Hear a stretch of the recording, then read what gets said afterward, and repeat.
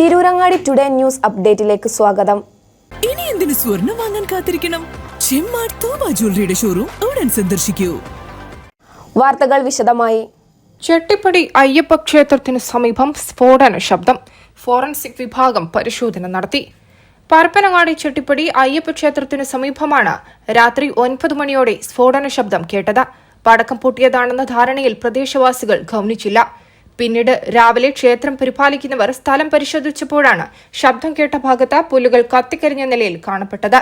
ഇവർ പരപ്പനങ്ങാടി പോലീസിൽ വിവരമറിയിച്ചതിനെ തുടർന്ന് ഫോറൻസിക് വിഭാഗവും ഡോഗ് സ്ക്വാഡും സ്ഥലത്തെത്തി പരിശോധന നടത്തി. സ്ഫോടനം നടന്ന സമയത്ത് 2 പേർ ബൈക്കിൽ കടന്നു പോകുന്നത് കണ്ടെന്ന് പ്രദേശവാസികൾ മൊഴി നൽകിയിട്ടുണ്ട്.